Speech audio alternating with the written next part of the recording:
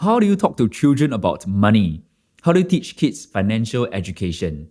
This episode might seem like it's for parents with kids, but as you listen on, you realize that some of the points really make sense for the adults as well. We talk about why is it important to start teaching financial education from a very young age, before 7 years old. Why is it important to start early? And at that age, how do you talk to kids about money? Do they understand? What are some of the tools that you can use to help make learning money fun for them?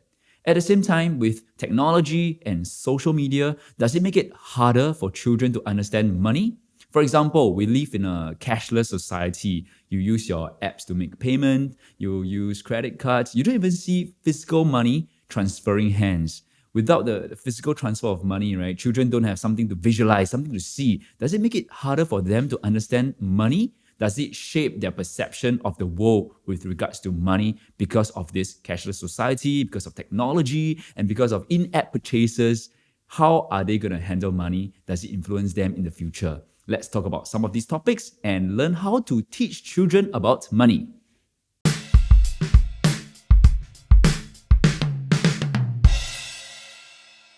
Hello, my name is Andrew and welcome to another Chill with TFC episode. In this series, we talk to interesting people with relevant experience and insights to help us learn from their perspectives. My guest today is a qualified actuary who's born and raised in the UK. Currently, he's based in Vietnam, Hoi An to be specific, to spend more time with his wife and 2 kids. He has created lots of content to teach children and parents about money and financial education. You can check out some of his work at bluetreesavings.com. Let's welcome Will Rainey. So Will, why not let's introduce yourself.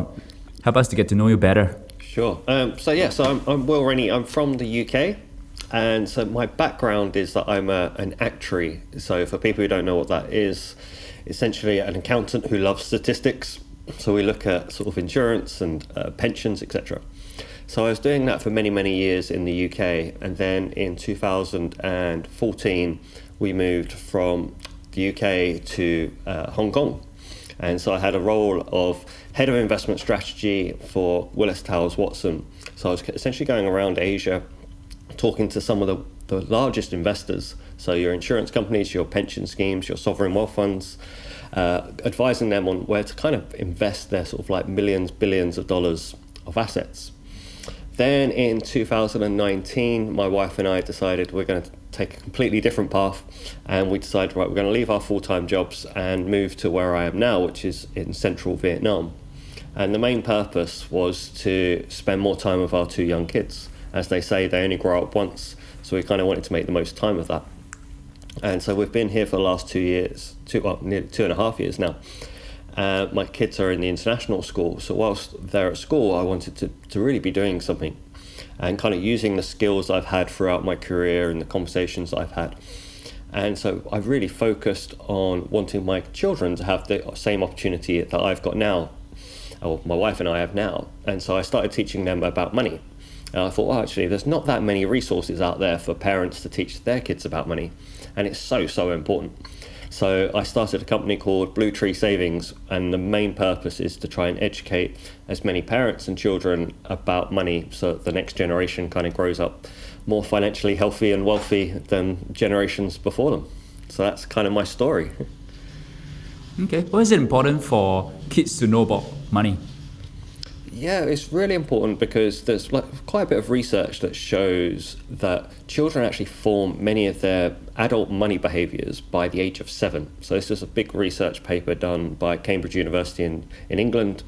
And so it kind of blew my mind when I saw that or read about that, because I remember when I was 7, I was never really thinking about money, or I don't remember any money conversations at 7.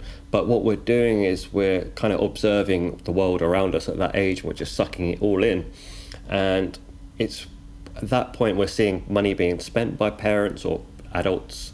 We're sort of picking up on any conversations, and it's so important, because if at 7 all that children see is that money is for money is for spending, then it's just going to keep hardwired in. And then later in life, when they learn about other uses of money, it's essentially trying to say, you've got to try and rewire their brains, and that's just becomes hard.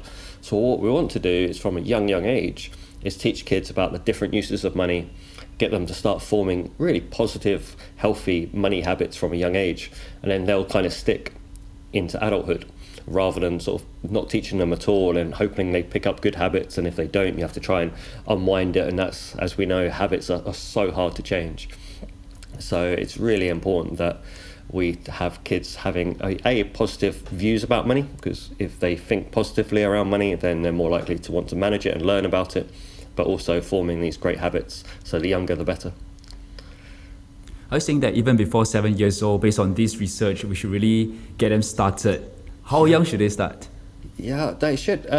So even from the youngest age, so even before even talking about money, there's some things that parents can do that helps with money. So it's stuff like patience.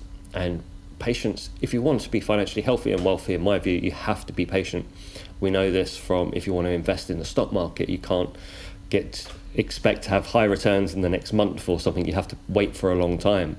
And lots of people start investing, don't see returns in the short term. And the same thing with spending as well. People can't wait to be able to save up for the money. They just want it now, so they use credit cards. And it's all about patience. So even from kids, even when before talking about money, you can start getting your children to sort of learn to be patient. So I used the example of giving my children a chocolate bar. I let them eat most of it, but I always try and get them to save just a little bit in the fridge for tomorrow or the day after or whatever.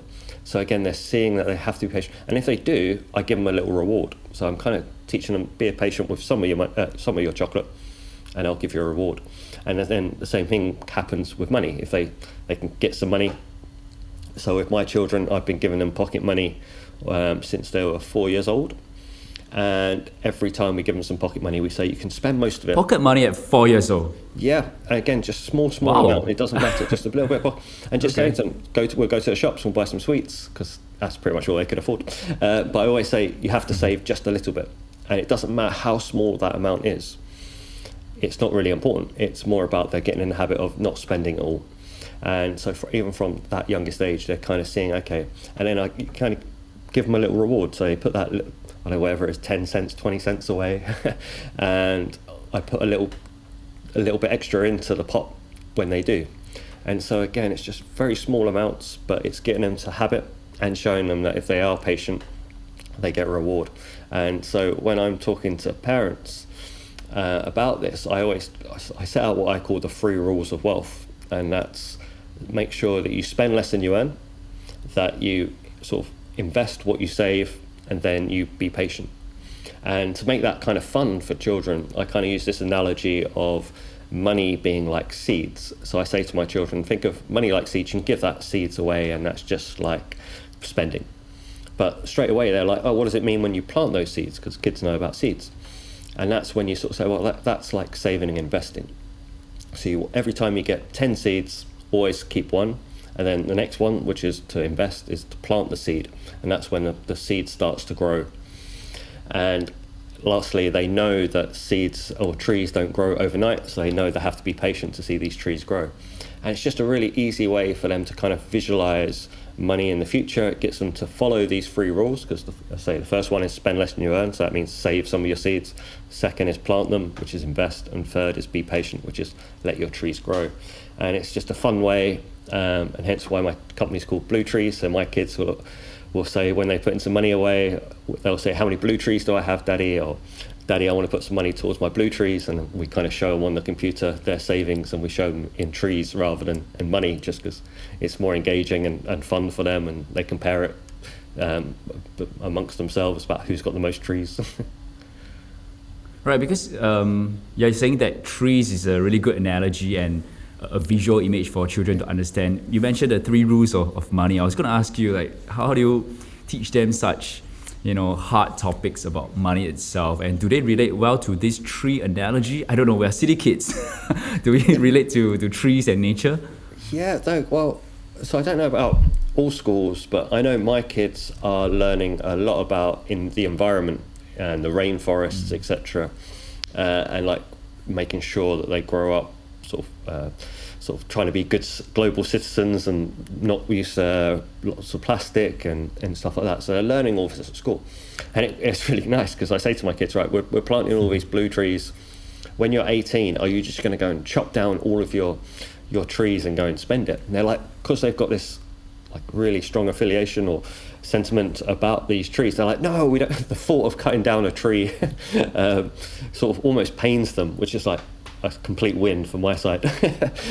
So yeah, they completely get the tree analogy. And so in my book, which is Grandpa's Fortune Fables, we use lots of stories which have these tree analogies, but it's not just for the free rules, it's about debt, and we can use it about tax, and just how you should invest as well. So the tree analogy just works. It just makes it fun, whereas money is quite abstract and it can be quite arbitrary in terms of the numbers for young kids. So using the tree analogy is just simple, and they get it. They see trees, and I say it puts money into the future. So yeah, I recommend all parents start a conversation about money using that analogy. Apart from using trees, how to make it fun for them, though? You mentioned earlier on that you use the chocolate, which is, I think, similar to the marshmallow test. You mentioned it's training their patience. It's also training whether they have delayed gratification. Apart from all these, how do you make it fun for them? Yeah, so I like stories. And so whenever I sort of set out to teach my kids about money, I didn't want to just be like, right, I'm going to sit down and do a lecture. I tried to think of stories they might have heard, and then just kind of put a little spin on it to make it about money. Or I just, when I was putting them to bed, trying to come up with new stories which had a key money message, and hence I've been doing that now for sort of like 2 years, sort of coming up with these different stories, all focusing on a different money topic. So I find stories are really good, and it doesn't have to be fictional, they can be kind of real ones as well. And then just put into a twist. So I like the story of, there's a guy called Sam Brannan, and he became one of the wealthiest or richest people during the American gold rush. So it's in like the 1845 to, I can't remember when. And so everyone was flooding because they found gold, and everyone wanted to get rich quickly.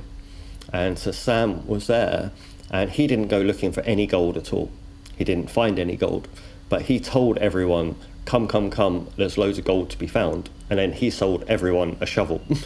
And he made so much money from selling the shovels that he became essentially the wealthiest person there. And so it's just a really fun real life story that my kids kind of catched onto, and it's one of the stories kind of adapted in my book. And so it's all these real life ones that kids can go, because one of my favorite personal finance books is a book called The Richest Man in Babylon, and I recommend everyone reads it if they haven't.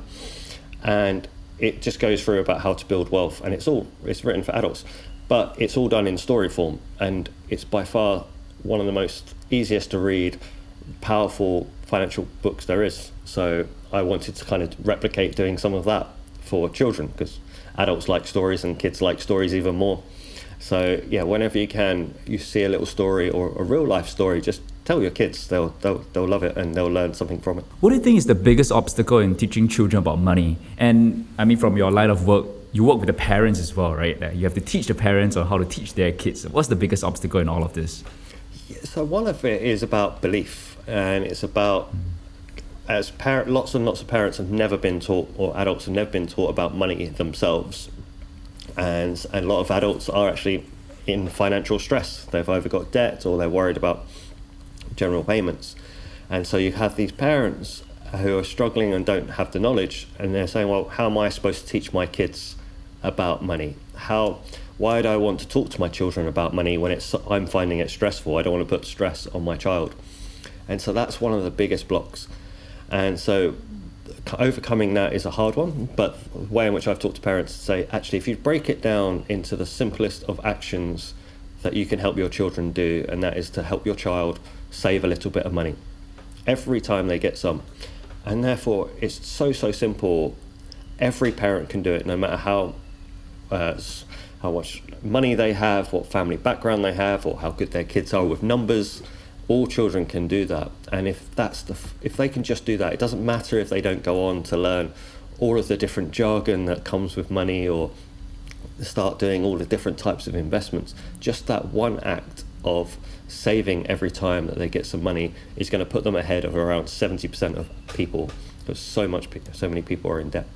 So that's the first one, about having that belief that, oh, I can't do it. But trust me, if you teach your children to do that, you're so far ahead, and you're well on your way to having your children grow up financially healthy and wealthy. The next big barrier is this kind of knowledge gap. As I said, most parents and adults are never taught about money, so they get a bit scared of different topics. So there's knowledge about debt, so people don't fully appreciate the sort of dangers of debt. So you'll hear lots of stories about people who think they can afford to use debt because they only look at the monthly repayments, they don't look at the total costs. But then there's the other one, which is investing. So investing in the stock market is the most sustainable way to grow your wealth over the long term. And yet so many people don't invest because they think it's either complex, or they think that you have to have loads of money to invest, or they just think it's too scary. I've heard lots of stories of people investing and they've lost lots of money. And so there's this big barrier to say, why would I even teach my kids this? It's too complicated for me. Whereas actually, when you kind of break it down, and this is kind of goes back to my years of kind of experience working in the industry, investing can be very, very simple. And in fact, there's a huge advantage to try and keep it as simple as possible. Lots of people try and make it complex because there's money to be made with complexity, but actually keeping it simple in investing is. So I've been teaching my sort of daughters, and they're like 7 and 9, for the last couple of years, all about investing in a very, very simple way. And I've shared that in my blogs and in my book to show that. Do you still use the tree analogy, or how does investing come into play in teaching children? Yeah, so there's two bits. One is about the tree, but the main bit is so I actually taught my daughters when we were in Hong Kong and we were sitting in McDonald's. And so since they were born, we've been putting money into a global investment fund, which invests in thousands of companies in a very low cost way. And so it invests in all the big companies. And one of those companies was McDonald's. So we're sitting in McDonald's and we said to them, did you know that you own a piece of this McDonald's? Because we invest your money, and that's what your blue trees are.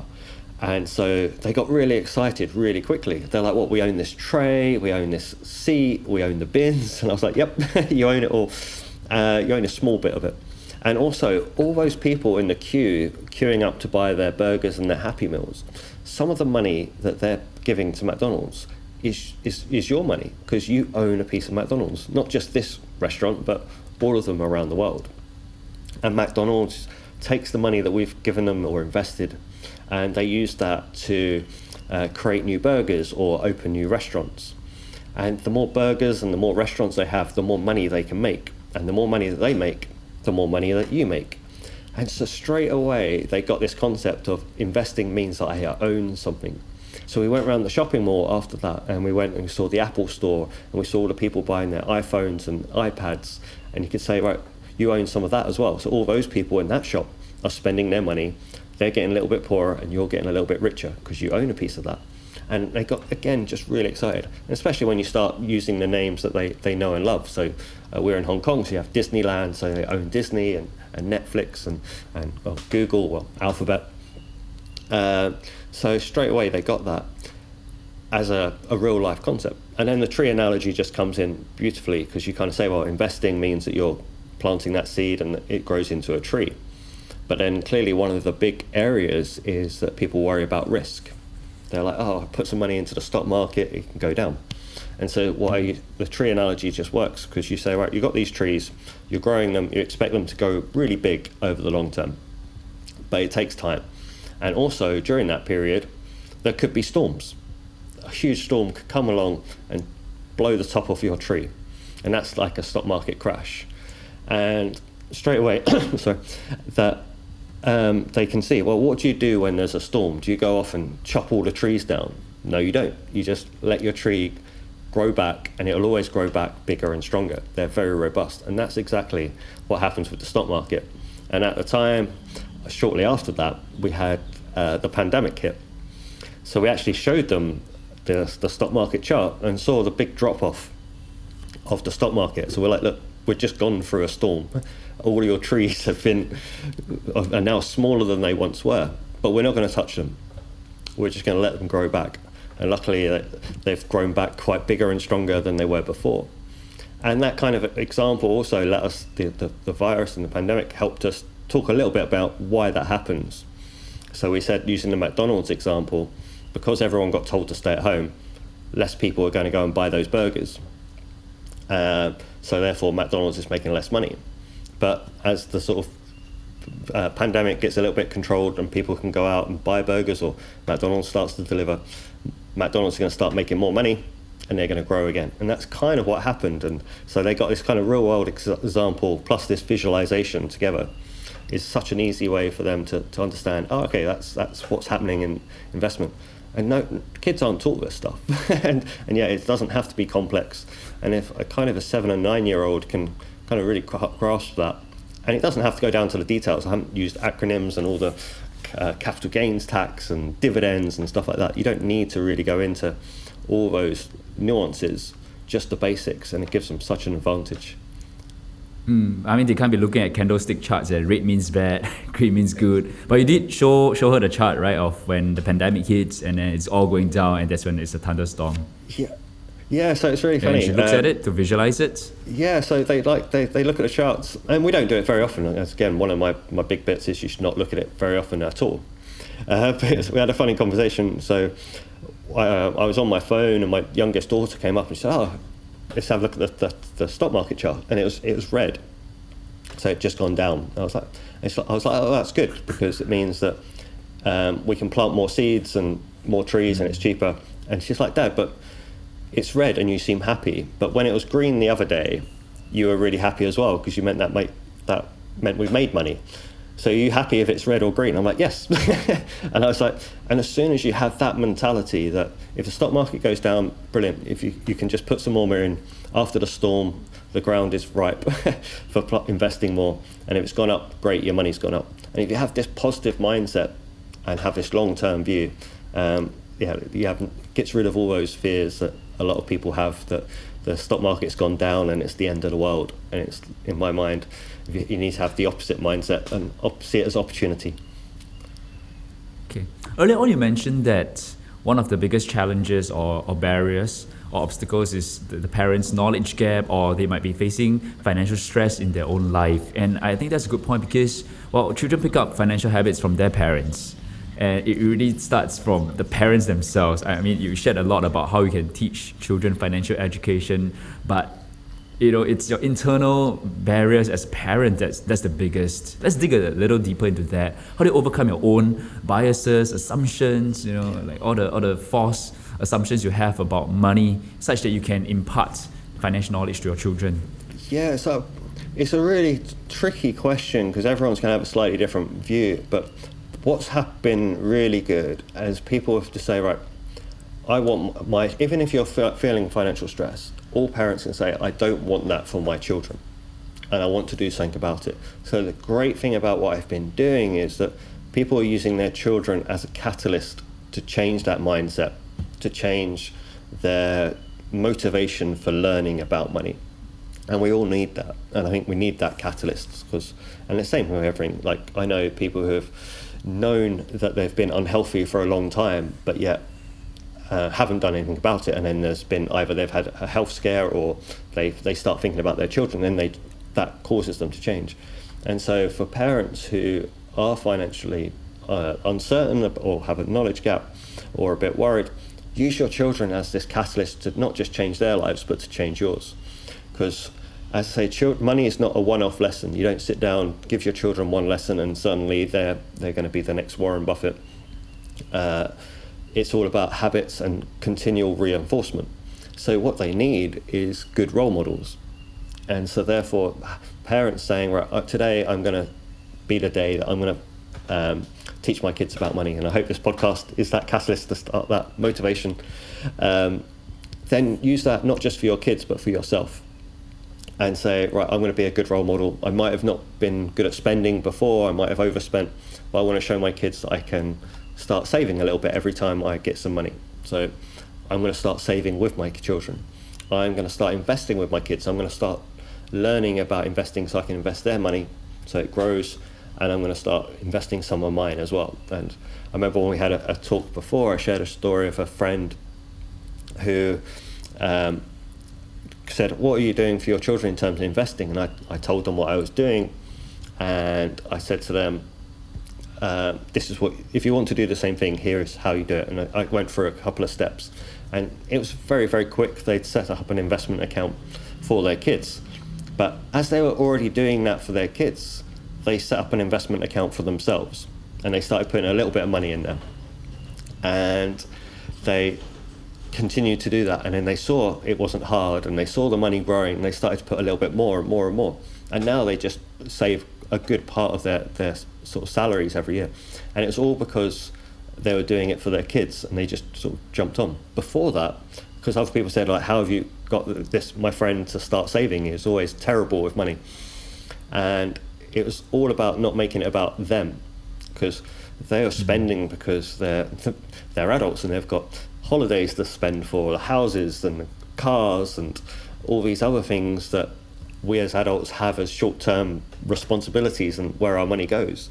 It's really hard for adults to see into the future and think about the future. It's too hard work. We've got too much going on today, but we're very good at sort of thinking about our kids' futures. And so as soon as I made talking about money about his kids' future, he started doing the right actions, and as a result he benefited, because he just said, well, now I'm doing the admin, I as well double up, do my own admin as well. And it's been kind of life-changing for them, and it's all using the kids as a catalyst. So yeah, all parents who are listening who are a bit worried, just start thinking what you can do for your kids, and then do it for yourself at the same time, and you'll see great results. Yeah, because you mentioned patience and a lot of values and things that you know for financial education, right? And sometimes it's the parents who need to learn. Yeah. And so, like, reaching out to the children is like a Trojan horse for teaching the parents, actually. Yeah, no, exactly. And that's what I love about the sort of feedback that I get. And again, about the book that I'm reading, I've written, parents are sitting down reading it with their kids, and the feedback has been great. We've had some great conversations, but also I've learned a lot of different things. So it's mostly like the investing pieces, and about debt, and a bit about gambling and scams as well. Parents are kind of saying, oh, why is this not taught in schools? Why was I not taught this as a child? I wish I'd have known this. And so, yeah, no, it's definitely been that kind of, and that's what I wanted. I wanted parents to feel more a way of teaching them in a non kind of condescending, patronizing way, because I think that's another fear that a lot of parents have. They don't want to go on courses or ask questions when there's experts around, because they're a bit worried that it's I might sound stupid, because whilst I haven't been trained, everyone else seems to know what they're doing because they have nice cars, etc. But most of those people have no idea as well. They're just using credit cards. So it's just trying to use a way of saying, look, here's an easy way of doing it, and don't have to worry about feeling silly, because it's a story, and ultimately it's there to help children as well. So don't feel threatened by this at all. Okay, talk about credit cards, which is, you don't even see the physical money being transferred, right? I mean, money has taken on different forms nowadays. Yeah. And talking about technology, there are reports in Singapore about, the most recent one I read was a teenager who spent like 5 figures on some game with in-app purchases, and she was using her dad's account, and she was buying stuff, and it snowballed to like 5 figures. But there are cases of children who's done that as well. Somehow the lack of parental controls on the app cause them to start overspending, and they might not even know that they are spending real money, right? If you're a child playing your games on your app on your father's phone, So how do you teach money, especially in this day and age where there's technology, there's social media? Is it harder? Oh, it's incredibly hard, because essentially money's becoming invisible, and for us as growing up, we've kind of had money and we played with money, we've seen money and transacted using money, whereas a lot of children today might not have had that opportunity. So money is this kind of concept rather than, it doesn't feel tangible. And as you just said then, when they're playing some games on their apps or phones or whatever it is, in the game they might have pay to go into a shop or something like that, but it's all in a game, so they're just pressing a button. But then they see that their parents have got similar kind of apps, and it's got the same kind of button, and they're just pressing it, and it's very hard to tell the difference. That's just the same. And so, yeah, I've heard of stories of children spending thousands, and they just say, oh, I thought it was just game money. I just thought it was like Monopoly money. Yeah. They didn't think it was real.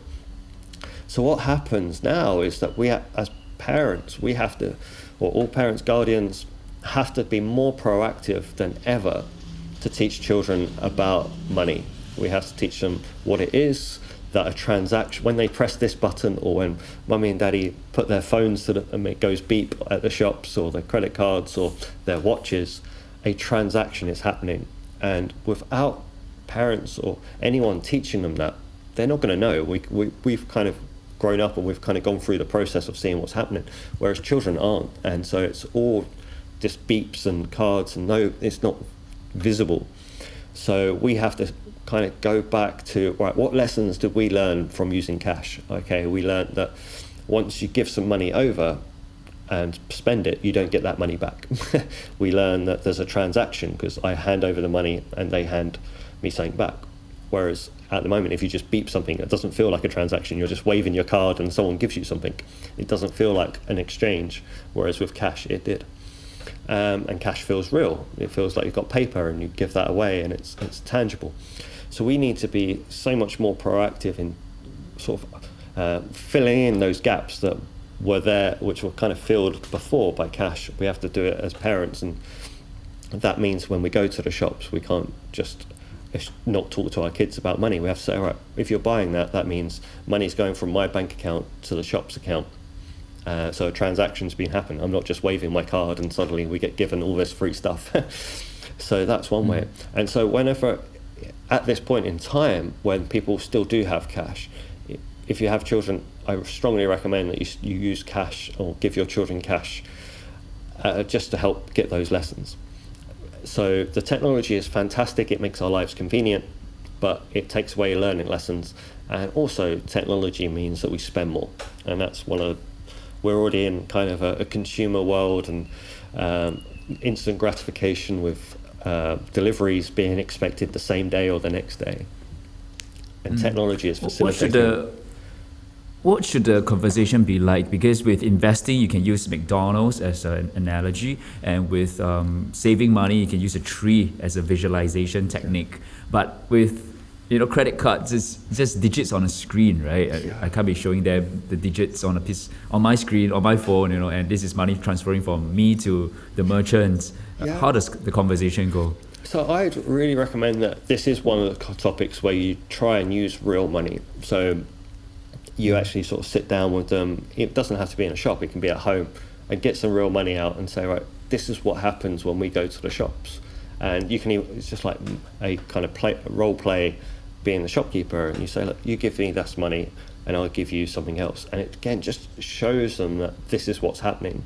This is a transaction, and here's the money, and I've got lots of these banknotes, but I don't carry them around. I carry them on this card.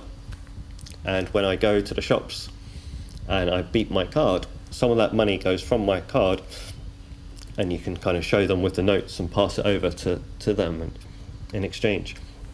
So rather than trying to use an analogy or stories, I find for that one, it's best to be as real world as possible, so they can actually see, right, this is a banknote, this is what we used to have. Mummy and Daddy used to have lots of them in their purse or wallets, smaller denominations, and we used to hand them over. And for convenience now, we don't, we use these cards. So yeah, this one's not a sort of gimmick, not an analogy or story one, this is a real life one. So that would be my recommendations for how can you teach kids what's going on. Yeah, tell them exactly what's going on. Okay, a physical exercise that you do with them.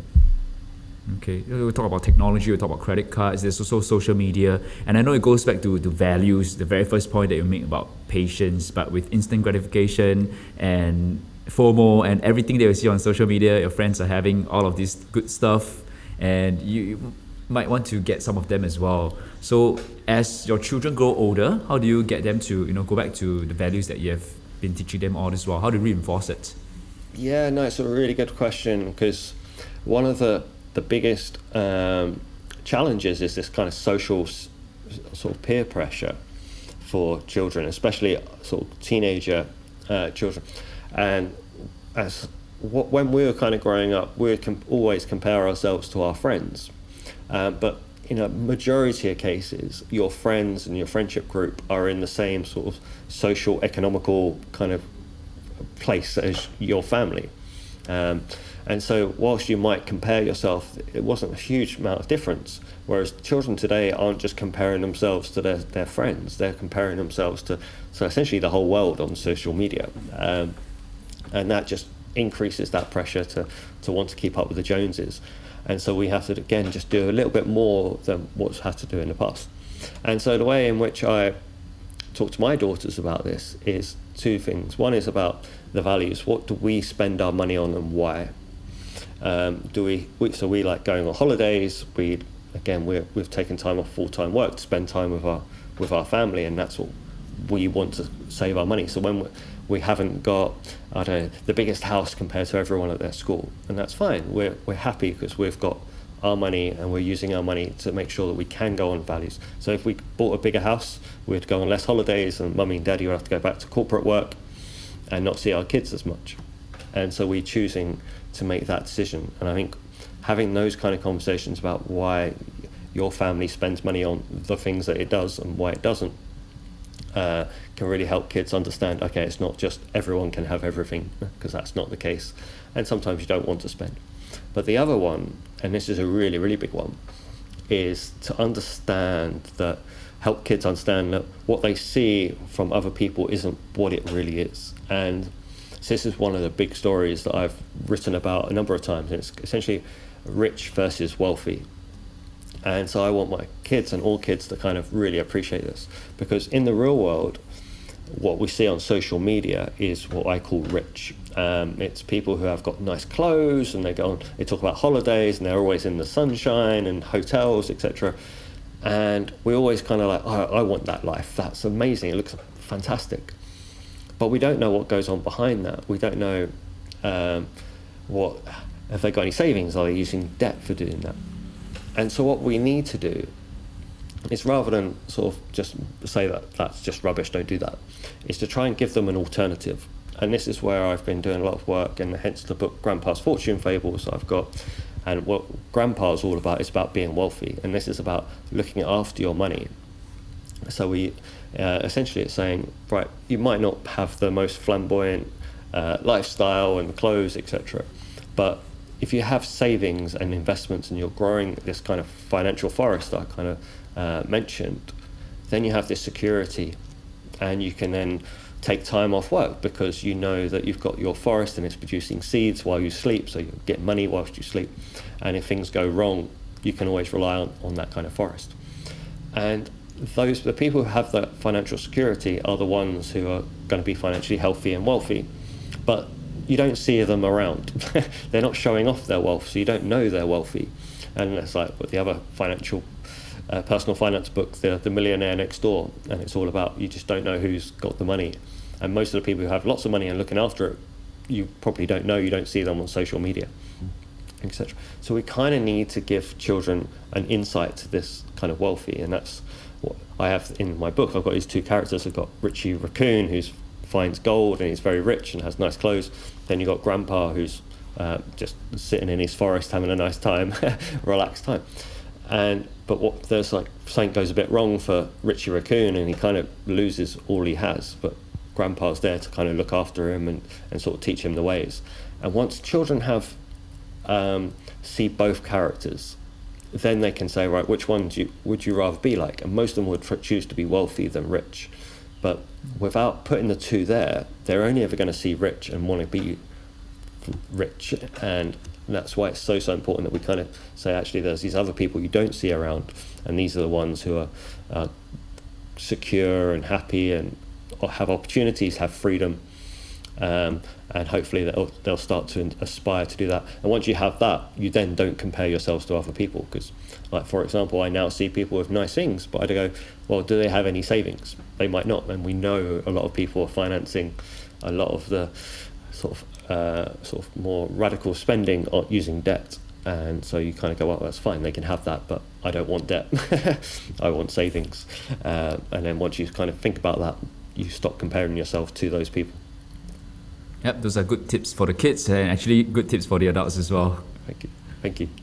Thank you. Thank you, Will. Thank you for watching this video. If you found it useful, like, share, subscribe, and feel free to leave your comments. You can also join our Telegram group, follow us on social media, and sign up for our weekly newsletter. Everything is in the description. For more content, check out thefinancialcoconut.com. What's your biggest failure, financial or otherwise, and what did you learn from it? My biggest financial failure was probably buying my first car and not really enjoying it. I wish I had saved a little bit longer because it was a lot of money. I just wanted a car. I wish I'd have saved for a little bit longer, had more patience, bought the car, so I'd have really appreciated, because as soon as I bought the first car, I was like, I really don't want this car, and I knew I was going to have to go and buy another car, and that was just going to be a waste of money. So that was definitely my biggest failure. I wish I'd have been more patient. What's the biggest challenge in your life right now, and how are you tackling it? Oh, my biggest challenge at the moment is that I'm in this perfect place at the moment in being in Vietnam and loving it. But for my kids' for my kids' education, we have to go probably to somewhere else to live to get the schooling that we want for them. And so my challenge is to see whereabouts in the world that I want to kind of live, that's going to make us happy but give the kids great schooling as well. Right, so it's about the children, giving the best to our children. Exactly. Okay. If you could be remembered for one thing, what would it be? Making a difference to the financial future of the next generation. All right, thank you, Will. Oh, thank you. Thank so you. much. Okay. Thank you. All right, it's time to enjoy your weekend with your family. Thank you so much.